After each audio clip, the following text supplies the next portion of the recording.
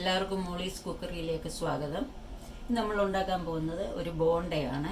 ചില സ്ഥലങ്ങളിൽ അതിന് ഉണ്ടംപൊരി എന്ന് പറയും. അപ്പോൾ ഇൻഗ്രീഡിയൻസ് എന്തൊക്കെയാണെന്ന് നമുക്ക് നോക്കാം. ഞാനിവിടെ 1 കപ്പ് ആട്ട എടുത്ത് വെച്ചിട്ടുണ്ട്. പിന്നെ 1/2 കപ്പ് മൈദ. ശർക്കര ഞാൻ ചീകി ഇട്ടിട്ട് 1/4 കപ്പ് ഉണ്ടായിരുന്നു. അതിനകത്ത് ഒരു 1/2 കപ്പ് വെള്ളം കൂടെ ഒഴിച്ചിട്ട് ഞാനത് പാനിയാക്കി വെച്ചിരിക്കുന്നതാണ്. ഇത് 5 ഏലക്ക. അതിൻ്റെ കൂടെ ഒരു 1/2 ടീസ്പൂൺ സാധാ നല്ല ജീരകം, ചെറിയ ജീരകം, അതും കൂടെ മിക്സ് ചെയ്ത് ശകലം ഷുഗറും കൂടി ഇട്ടൊന്ന് അടിച്ചു വെച്ചിരിക്കുന്നതാണ്. ഇത് ബേക്കിംഗ് സോഡ ഒരു 1/2 ടീസ്പൂൺ, റവ ഒരു 2 സ്പൂൺ, പഴം ഒരു വലിയ പഴമാണ് ഞാൻ എടുത്തിരിക്കുന്നത്. ചെറിയ പഴം ഉണ്ടെന്നുണ്ടെങ്കിൽ ഇത് റോബസ്റ്റയാണ്. അപ്പോൾ ചെറിയ പഴം ഉള്ളവർ അതൊരു 2 എണ്ണം എടുത്താൽ മതി. പിന്നെ വെള്ളം വേണമെങ്കിൽ ഉപയോഗിക്കാനായിട്ട് കുറച്ച് വെള്ളം എടുത്ത് വെച്ചിട്ടുണ്ട്. ഇത്രയാണ് വേണ്ടിയത്. അപ്പം നമുക്കിത് മിക്സ് ചെയ്യാം. ആദ്യം ഞാൻ ഗോതമ്പ് പൊടി 1 കപ്പ്, മൈദ ഓൾ പർപ്പസ് ഫ്ലവർ അത് 1/2, റവ 2 സ്പൂൺ. റവ ഒരു ക്രിസ്പിനെസ് കിട്ടുന്നതിന് വേണ്ടിയിട്ടാണ്. ഏലക്ക എല്ലാം കൂടെ പൊടിച്ച് വെച്ചിരിക്കുന്നത്. ഷുഗർ ഇട്ടിട്ടാണ് പൊടിച്ചത്. നന്നായി പൊടിയാൻ വേണ്ടിയിട്ടാണ് ഷുഗർ ഇട്ട് പൊടിക്കുന്നത്. പിന്നെ ബേക്കിംഗ് സോഡ 1/2 ടീസ്പൂൺ. ഓക്കെ, എല്ലാം കൂടി ഇട്ടു. എന്നിട്ടൊന്ന് നന്നായിട്ടൊന്ന് ഇളക്കണം. ശർക്കര പാനിക്കകത്ത് ആ പഴം മുറിച്ചിട്ട് നല്ലതായിട്ട് അടിച്ചെടുത്തിരിക്കുന്നതാണ്. ഇത് നമുക്ക് കുറേശ്ശെ ഇതിനകത്തൊഴിച്ച് ഇത് മിക്സ് ചെയ്യാം. എല്ലാം കൂടി ഒന്നിച്ചങ്ങ് ഒഴിക്കണ്ട. ലൂസാകരുത്, തിക്കാകുകയും ചെയ്യരുത് ബാറ്റർ. അതുകൊണ്ടാണ് കുറേശ്ശെ ഒഴിച്ച് നോക്കുന്നത്. പിന്നെ ശർക്കര ഞാൻ 1/4 കപ്പ് ചിരകിയതാണ് എടുത്തത്. നിങ്ങളത് ഓരോരുത്തരുടെ ടേസ്റ്റ് അനുസരിച്ച് മധുരം കൂടുതൽ വേണ്ടിയവർക്ക് അങ്ങനെ ചെയ്യാം, കുറവ് വേണ്ടിയവർക്ക് അതിൽ ഇച്ചിരൂടെ കുറയ്ക്കാം. അതുപോലെ ഈ മാവ് ചിലർ ഗോതമ്പ് മാവ് തന്നെ എടുത്തിട്ട് ഉണ്ടാക്കാറുണ്ട്, ചിലർ മൈദ മാത്രം എടുത്തിട്ട്. അത് ഓരോരുത്തരുടെ ഇഷ്ടം. ഞാനിവിടെ 1 കപ്പ് ഗോതമ്പ് 1/2 കപ്പ് മൈദ എടുത്തിരിക്കുന്നത്.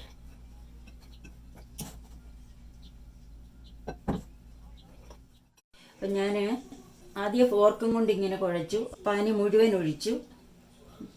എന്നിട്ട് ശകലം വെള്ളം കൂടെ ഒരു 3 സ്പൂൺ വെള്ളം കൂടെ ഒഴിച്ചിട്ട് ഞാൻ കൈ കൊണ്ട് തന്നെയാണ് അവസാനം നന്നായിട്ടിങ്ങനെ നമ്മൾ ഈ ചപ്പാത്തിക്കൊക്കെ കുഴയ്ക്കുന്ന പോലെ ഇങ്ങനെ നന്നായിട്ട് കുഴച്ച് വെക്കണം. ഇപ്പോൾ ഈ പാകമായിട്ടാണ് ഞാനിപ്പോൾ വെച്ചിരിക്കുന്നത്. കാരണം ഇതൊരു 2 മണിക്കൂർ നമുക്ക് റെസ്റ്റ് ചെയ്യാൻ വെക്കണം. അപ്പോൾ ആ സമയം ഇത് നന്നായിട്ടൊന്ന് കുതിർന്ന് വരും. അപ്പോൾ ഇച്ചിരിയും കൂടെ ലൂസാകാൻ സാധ്യതയുണ്ട്. അതുകൊണ്ട് ഞാനിപ്പോൾ ഈ ഒരു പാകത്തിലാണ് വെച്ചിരിക്കുന്നത്. ഇത് നമുക്ക് 2 മണിക്കൂർ വെക്കാം, അടച്ച് മാറ്റി വെക്കാം.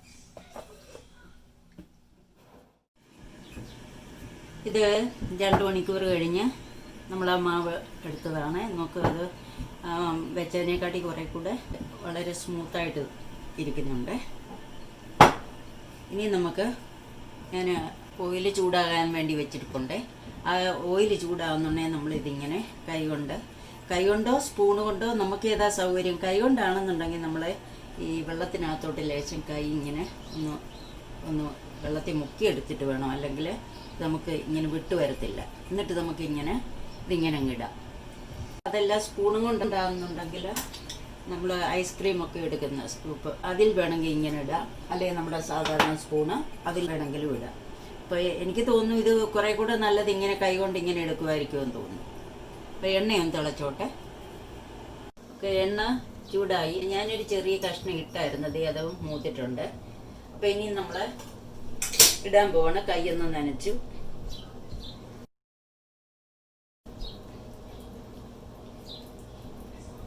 എന്നിട്ട് ഇട്ട് കൊടുക്കുക. പിന്നെ കൈ നനച്ചു. അങ്ങനെ നമുക്ക് എല്ലാം അങ്ങനെ ഇട്ട് കൊടുക്കാം. ഇത് ഒന്ന് തിരിച്ചിട്ട് കൊടുക്കണം. ആദ്യം ഇട്ടതാണിത്. ഇതൊന്ന് തിരിച്ചിട്ട് കൊടുക്കണം. ആദ്യം ഇട്ടത് ഞാൻ ഇങ്ങനെ ഒരു 5-6 എണ്ണം ഇട്ടിട്ടുണ്ട്. ആദ്യം ഇട്ടത് നമുക്ക് തിരിച്ചിടാം. അതിനിടെ വേണമെങ്കിൽ നമുക്ക് ഒരു സ്പൂണും കൊണ്ട് ഇതിന് മുകളിലോട്ട് കുറേശ്ശെ എണ്ണ വേണമെങ്കിൽ ഇങ്ങനെ കോരി വേണമെങ്കിൽ ഇങ്ങനെ ഒഴിക്കാം. അപ്പം ഞാൻ എല്ലാം ഒന്ന് തിരിച്ചിട്ടു. അപ്പോൾ തീയും കുറച്ചിടുക, അല്ലെന്നുണ്ടെങ്കിൽ അകം വേഗത്തില്ല. പുറം ഇങ്ങനെ ക്രിസ്പി ആയിട്ട് വരികയും ചെയ്യും. അപ്പോൾ തീ കുറച്ചിട്ടു, ഞാൻ എല്ലാം ഒന്ന് തിരിച്ചിട്ടു. അപ്പോൾ ഇനി അത് വേകുന്നവരെ നമ്മൾ വെയിറ്റ് ചെയ്യണം. പിന്നെ അതിനിടെ ഒരു കാര്യം ഞാൻ പറയാൻ മറന്നുപോയിരുന്നു. ഇത് മിക്സ് ചെയ്തപ്പം ആ കൂട്ടത്തിൽ ലേശം ഉപ്പും കൂടെ ഞാൻ ചേർത്തിട്ടുണ്ടായിരുന്നു. കാരണം ആ ഒരു മധുരത്തിൻ്റെ ആ ഒരു എടുപ്പ് വരാനായിട്ട്. അത് ഞാൻ പറയാൻ വിട്ടുപോയി. അതും കൂടെ ഒന്ന് ഓർത്തോളുക. എല്ലാം തിരിച്ചിട്ടപ്പം ഞാനിങ്ങനെ നോക്കുമായിരുന്നു. എനിക്ക് ഇത് നമ്മൾ ഇട്ടതിനെക്കാട്ടി നന്നായിട്ടത് വലിയ ഇതായിട്ട് പൊങ്ങി ഇങ്ങനെ വന്നിട്ടുണ്ട്. അപ്പം ഇത് നമ്മളിങ്ങനെ ഇടയ്ക്ക് ഒന്ന് തിരിച്ചിട്ട് നോക്കാം. അപ്പം ആദ്യം ഇട്ടത് നമുക്ക് എടുക്കാറായിട്ടുണ്ട്. പല തവണയായിട്ട് നമ്മൾ ഇടുന്നതുകൊണ്ട് ആദ്യം ഇടുന്ന മൂത്ത് വരും. അത് നമ്മൾ ആദ്യം എടുക്കുക. ഈ ഒരു ബ്രൗൺ കളർ വരുമ്പോഴത്തേക്ക് നമുക്ക് എടുക്കാം. നമുക്ക് ഇനി വേണമെങ്കിൽ അടുത്ത സ്പൂണിനകത്ത് എങ്ങനെ ഇടുന്നതെന്ന് ഞാനിത് കാണിക്കാം. ഇത് നമ്മൾ ഐസ്ക്രീം സ്കൂപ്പറാണ്. അതിനകത്തേക്ക് കൂടെ ഇങ്ങനെ എടുക്കുക. എന്നിട്ട് നമുക്ക് മറ്റൊരു സ്പൂൺ വെച്ചിട്ട് ഇങ്ങനെ ഇട്ട് കൊടുക്കാം. അപ്പോൾ ഷേപ്പ് ഇപ്പം തോന്നത്തില്ലെങ്കിൽ അത് പൊങ്ങി വരുമ്പോൾ ഷേപ്പൊക്കെ ആയിക്കോളും. പിന്നെ സ്പൂണിനകത്താണ് നമ്മൾ എടുക്കുന്നെങ്കിൽ അത് തന്നെ ചെയ്യുക. ഈ സ്പൂണും കൊണ്ട് കുറച്ച് മാവ്, എത്ര നിങ്ങൾക്ക് വലിപ്പം എത്ര വേണോ അതനുസരിച്ച് മാവ് എടുക്കുക. എന്നിട്ട് മറ്റൊരു സ്പൂണും കൊണ്ട് ഇങ്ങനെ അങ്ങ് ഇട്ട് കൊടുക്കുക. ഓക്കെ. പക്ഷെ എനിക്ക് തോന്നുന്നത്, എനിക്ക് കുറേ കൂടെ നന്നായിട്ട് തോന്നുന്നത് നമ്മുടെ കൈ കൊണ്ട് തന്നെയാണ്. വെള്ളം ഇച്ചിരി എടുത്താൽ നന്നായിട്ട് നല്ല ഷേപ്പിൽ വരും. 2 കൈയിൽ ഇച്ചിരി വെള്ളം പിടിച്ചാൽ മതി. പിന്നെ ഇതിൻ്റെ വലിപ്പം എത്രയും വേണമെന്നുള്ളത് നിങ്ങൾ തന്നെ തീരുമാനിച്ചോളുക. മധുരം അങ്ങനെയൊക്കെയുള്ളത് അവരവരുടെ ഇഷ്ടമാണ്. അപ്പം ഞാനെല്ലാം ഇങ്ങനെ ഉണ്ടാക്കിയെടുത്തിട്ടുണ്ട്. ഇത് ഒരു 11 ഉണ്ട്. ഞാൻ 1.5 കപ്പ് മാവെടുത്തത്, 11 ഉണ്ട്. അപ്പം ഒരെണ്ണം ഇപ്പം ടേസ്റ്റ് നോക്കാനായിട്ട് മാറ്റി. അപ്പം ഞാനിതൊന്ന് നിങ്ങളെ ഒന്ന് മുറിച്ച് വേണേൽ കാണിക്കുക. അകവും കൂടെ എങ്ങനെ ഉണ്ടെന്ന് അറിയാമല്ലോ. നമ്മളിങ്ങനെ ഒന്ന് മുറിക്കുമ്പോൾ എന്നൊക്കെ പുറം നല്ല ക്രിസ്പി ആയിട്ടിരിക്കുന്നുണ്ട്, അകം നല്ല സ്മൂത്തായിട്ട് ഇരിക്കുന്നുണ്ട്.